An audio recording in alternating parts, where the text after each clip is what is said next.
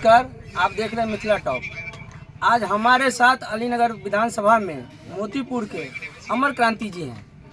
ये वो अमर क्रांति जी हैं जो क्षेत्र में जो भी गलत काम होता है उस पर जोर शोर से ये आवाज़ उठाते हैं। आज हमारे अलीनगर प्रखंड में एक बहुत दुखित घटना घटा, जो एक लड़के एक अन्य समुदाय के द्वारा एक अन्य समुदाय की लड़की को उठा लिया गया है, जिसमें ये जोर शोर से हिस्सा लिए थे।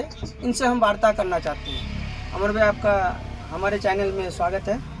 धन्यवाद। हम आपको एक सवाल पूछना चाहते हैं भैया, ये जो अभी घटना चक्र हुआ है अपने अलीनगर विधानसभा में, इस पर आपका क्या कहना है? देखिए, ऐसा है, ये कोई नई घटना नहीं है। इससे पूर्व में भी 3 महीने के भीतर लगभग 3 घटनाएं हुई हैं, और तीनों घटनाओं में विशेष समुदाय के लड़कों द्वारा, ठीक है, असामाजिक तत्वों द्वारा हिंदू बेटियों को टारगेट करके, ठीक है, उन्हें जो है अपने प्रेम जाल में फंसाना, ठीक है, प्रेम प्रसंग की बातों को लेके आना, लव जिहाद का जो इनका पैटर्न जो है उस पर ये काम करना, और लगातार इसमें जो शोषित हो रही हैं वो पिछड़े समाज के, अति पिछड़े समाज के SC ST वर्ग की लड़कियों को टारगेट कर रहे हैं। और इस मुद्दे को कोई भी व्यक्ति यहाँ पर जमीनी स्तर पे उठाता नहीं है। जब थाने में इस प्रकार की घटनाओं की सूचना दी जाती है तो थाना भी कहीं ना कहीं नरादर रहता है, इन घटनाओं को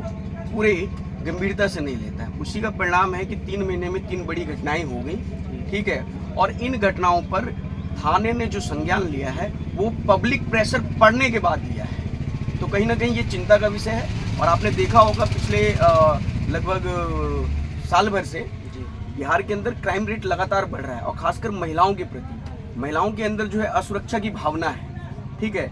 तो ये कहीं ना कहीं एक तो वर्तमान सरकार और पुलिस प्रशासन है उसकी भी नाकामी को दर्शा रहा है। लेकिन ये जो घटना हुई, ये घटना शर्मसार करने वाली है। पूछिए क्यों? क्योंकि दिन दहाड़े 4:15 बजे शाम को दिन दहाड़े पब्लिक मूवमेंट हो रही थी, उस बीच में इसका दुस्साहस देखिए इस अपराधी का। और ये आदतन अपराधी है, इस पर पूर्व में भी 5-6 मुकदमे दर्ज हैं अलीनगर थाने के अंदर, और बताया जा रहा है यहाँ के स्थानीय लोगों के द्वारा कि इनका पूरा परिवार ही उद्दंड है और अलग अलग आपराधिक घटनाओं में जो है ये शामिल रहता है। यहाँ पर उसने दिन दहाड़े एक पिछड़े समाज की बेटी को जबरदस्ती जबरन उठाया, उसका अपहरण किया, और फिर उसको लेकर वो फरार हो गया।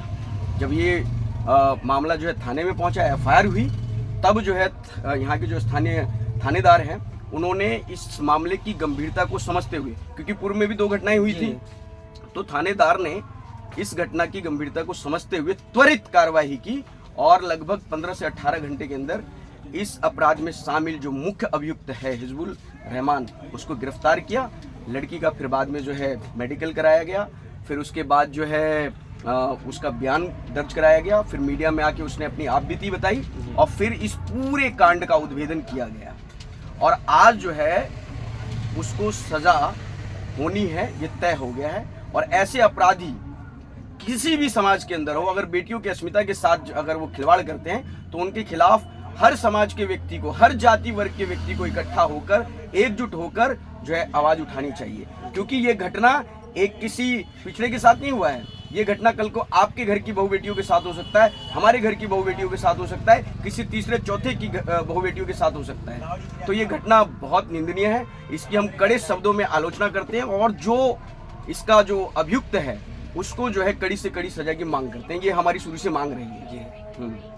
हम अभी आपसे एक सवाल को अभी देखिए, जब ये कोर्ट में मामला चला गया, थाना प्रभारी के द्वारा अच्छा काम किया गया, अब नेता लोग जो है आने की सिलसिला जारी हो गया, इस पे आपका क्या, एक आपके तरफ से क्या एक देखिए, यहाँ पर हर पार्टी के बड़े लीडर हैं, लेकिन मेरी शिकायत रहती है सामाजिक न्याय के जो नेतागण हैं, यहाँ पर वरिष्ठ नेता भी हैं, लेकिन शुरू से जो मेरा अध्ययन रहा है वो ये रहा है कि कहीं ना कहीं पक्षपात होता है ऐसी घटनाओं पर। जब 2 समुदाय एक जगह हों और उनका लीडर अगर हो यहाँ पर, तो कहीं ना कहीं पक्षपात होता है, और ये आरोप उन पे हमेशा से लगता रहा है, लोगों का भी ऐसा मानना है। सामाजिक न्याय की बात जब आप करते हैं, गरीब गुरबा शोषित वंचित पिछड़ों की बात करते हैं, जब उनके साथ इस प्रकार की घटनाएं होती हैं तो इस पार्टी के लीडर जो हैं यहाँ से गायब हो जाते हैं।